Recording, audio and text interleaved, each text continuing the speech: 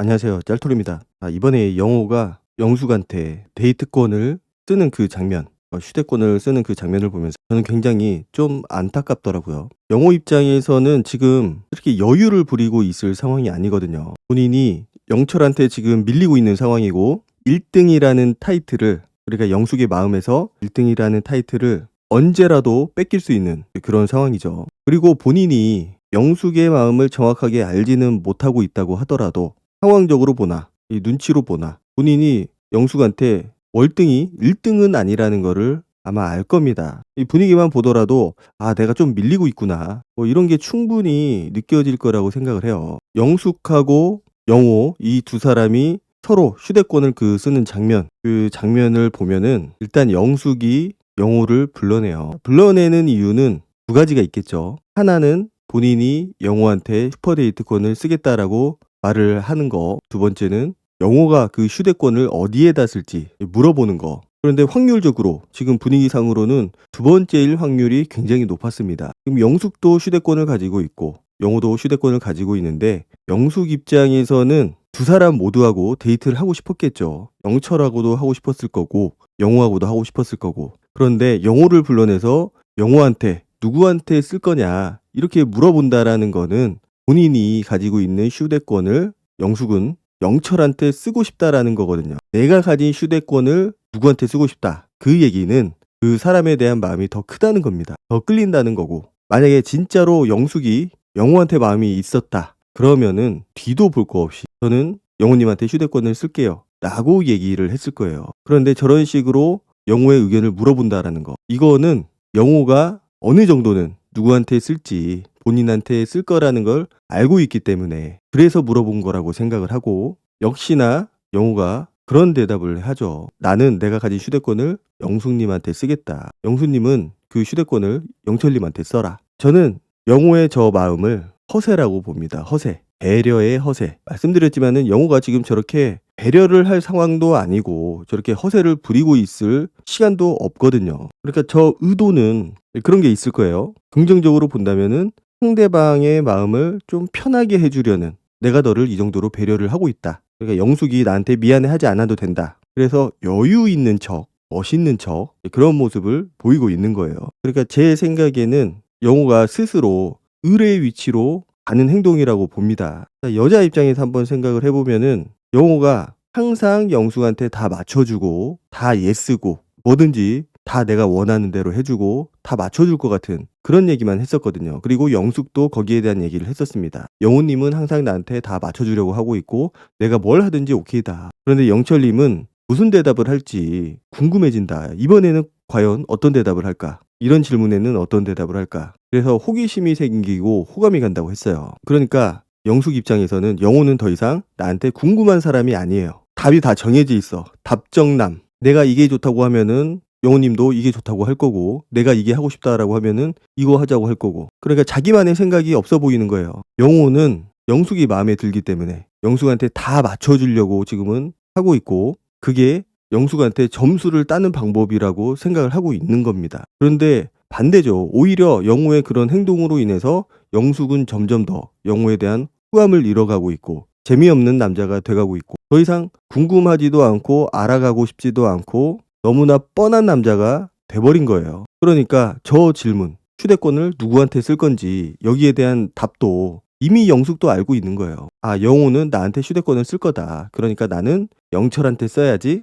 그래서 그거를 확인하기 위해서 물어본 거예요. 사실 영숙이 영호한테 저렇게 물어보면은 안 되는 상황이죠, 사실은. 영숙도 영호님이 과연 누구한테 쓸까? 나한테 쓸까? 나한테 안 쓸까? 이런 것들도 궁금해 해야 되고 좀 불안한 마음이 있어야 되거든요. 그런데 불안하지도 않고 궁금하지도 않고, 그리고 영호가 뭔가 나한테 다 맞춰주는 사람이다 보니까 조심성도 안 생기는 거예요. 사실 영숙이 저렇게 물어보는 거는 의도가 뻔하잖아요. 거기에 대해서 영호가 기분 나빠해야 되고 승부수를 걸어야 됩니다. 그렇게 다 맞춰줘서는 별 것도 안 되고 지금은 안 되는 판입니다. 그래서 저 모습을 보면서 저는 17기가 생각이 나더라고요. 17기 상철하고 현숙, 지금은 뭐 결혼까지 해서 잘 살고 있지만 그 당시에 그 슈퍼데이트권을 놓고서 굉장한 갈등이 있었어요. 그래서 그 당시에 상철은 그 슈퍼데이트권을 두고 승부를 걸었죠. 그 당시에 현숙이 본인이 가지고 있던 슈퍼데이트권을 영호한테 쓰려고 했고 상철이 가지고 있던 그 슈퍼데이트권을 본인한테 써주기를 바랬어요. 약간 지금하고 비슷한 상황이었는데 물론 그 현숙의 마음이 영호한테 있진 않았어요. 그 당시에 상철한테 더 마음이 크기는 했지만은 그래도 대화라도 한번 해보기 위해서 이제 그런 생각을 했었는데 결국은 상철이 승부수를 걸었고 결국은 그게 성공을 했죠. 그래서 영호가 지금 영숙한테 저렇게 어떻게 보면은 상납을 한 거잖아요. 영숙이 먼저 와서 영호님이 가진 슈퍼데이트권을 저한테 써주세요. 저는 제가 가진 슈퍼데이트권을 영철한테 쓰고 싶어요. 라고 말한 것도 아니고 물론 그런 의도가 있었겠지만 직접 말을 하지 않은 상황에서 영호가 먼저 그런 제안을 하거든요. 영숙님은 그 슈퍼데이트권을 영철한테 쓰세요. 그래서 영철하고 데이트를 하고 나는 내가 가진 슈퍼데이트권을 영숙님한테 쓰겠다. 이 스스로 호구가 된 겁니다. 호구. 매력 없는 남자. 나한테 다 주는 남자. 그렇게 하면은 여자들이 좋아할 것 같죠. 안 좋아합니다. 겉으로는 고맙다. 배려심이 좋다. 뭐 이런 얘기를 해주겠지만은 마음속으로는 전혀 이 사람한테 끌리지 못하는 상황이 되는 거고 궁금하지도 않게 되고 그냥 매력 없는 남자가 되는 거예요. 그래서 저 순간은 영숙은 되게 멋있다. 전혀 그렇지 않아요. 멋있지도 않고 그냥 허세 부리는 거로 보이고 여유 있는 척 하는 거로 보이고 본인이 압도적으로 지금 이기고 있는 상황도 아니고 뭔가 불편한 티를 냈어야 된다라고 저는 생각을 하고 그렇게 쿨하게 해줄 상황이 아니라는 거죠. 그게 영호가 뭐라고 얘기를 하냐면은 자기가 이렇게 하는 게 영숙님을 알아가기 위한 최고의 선택인 것 같다. 거기에 대해서 영숙이 조금 미안해하는 척을 합니다. 물론 미안한 마음이 있을 수는 있겠죠. 그런데 그 마음이 말 그대로 미안한 마음이지 이 사람에 대한 호감, 남자로서의 끌림 이런 거는 아니라는 거예요. 그러니까 지금 영호는 어떻게 해야 영숙한테 잘 보일까?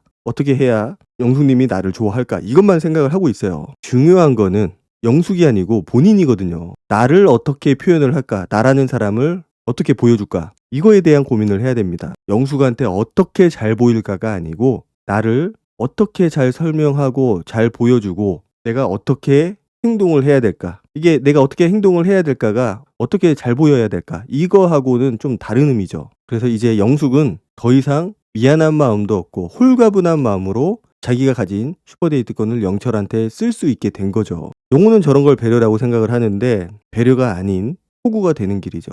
그럴 거예요. 아마 속으로는 내가 여기서 쪼잔하게 이거 가지고 좀 기분 나쁜 티를 내거나 아니면 안 된다. 영숙님도 나한테 써줘라. 라고 강하게 어필을 하면은 혹시나 영숙이 나를 미워하지 않을까, 싫어하지 않을까, 남자로서 매력을 못 느끼고 그냥 옹졸한 놈으로 보지 않을까. 아마 이렇게 생각을 할 겁니다. 물론 그렇게 생각을 할 수도 있어요. 이 사람은 왜 이렇게 속이 좁지? 왜 나를 이해 못 해주지? 그러면서 불평불만이 생길 수가 있고 기분이 안 좋을 수도 있어요. 그런데 그렇게 해야 된다라는 거죠. 마냥 편하게 뭘 해도 예스, 뭘 해도 오케이. 네가 원하는 건 내가 다 해줄게. 게다가 둘이 뭔가 한눈에 뻑간 사이가 아니거든요. 둘이 전기가 찌릿해가지고 지금 서로에게 정신을 못 차리고 있는 상황이다. 서로가 너무나 좋은 상황이다. 이러면은 조금 상황이 다르지만은 물론 그렇게 됐으면은 영숙이 저렇게 물어보지도 않았겠죠. 저렇게 물어본다는 것 자체가 영호보다는 영철한테 마음이 크다는 거고 그러면은 본능적으로 저기서 영호는 내가 여기서 승부를 봐야 되는구나. 여기서 내가 밀려나는 순간 끝이라는 겁니다. 나한테 고마워하는 거 대인배라고 생각하는 거 아무짝에 쓸모가 없어요. 고마워하면 뭐 할 거예요. 어차피 이제 내 여자가 안 되는데 영호 입장에서는. 그래서 저는 저렇게 물어보는 영숙도 조금 그렇더라고요. 만약에 본인이 진짜로 영철한테 쓰고 싶다. 그러면은 영호한테 찾아가서 영호를 불러내서 누구한테 그 슈퍼데이트권을 쓸 거냐고 물어볼 게 아니고 영철을 바로 불러내서 영철한테 쓰겠다. 이렇게 얘기를 했어야 된다라는 거죠. 그게 영호를 위한 거고 그게 영철을 위한 겁니다. 본인 욕심에 본인은 두 사람하고 모두 데이트를 하고 싶은 욕심에 저렇게 행동을 한 거겠지만 그게 좀 얄미워 보인다라는 거죠. 물론 영숙 입장에서는 본인의 소기의 목적 2명 모두 다 하고 데이트를 하겠다. 이 목적을 모두 이룬 거예요. 영호의 저 쓸데없는 배려라는 허세를 이용해서 영숙이 인터뷰에서 뭐라고 하냐면은 더 죄송했고 더 감사했고 그리고 더 감동을 받았다. 그러니까 본인의 고민을 알아준 그런 영호한테 감동을 받았다라고 얘기를 합니다. 자, 이성적으로 더 끌렸다라는 말이 없죠. 남자로서 더 멋있다, 더 끌렸다 이런 말이 없습니다. 그냥 미안하고 그냥 고맙고 그냥 그런 거예요. 너무나도 당연한 감정들에 대해서 얘기를 한 거고 왜냐? 본인 마음은 온통 영철한테 가 있기 때문에 영호는 더 이상 내 머릿속에 떠오르는 사람이 아닌 거죠. 그냥 대기조예요. 5분 대기조.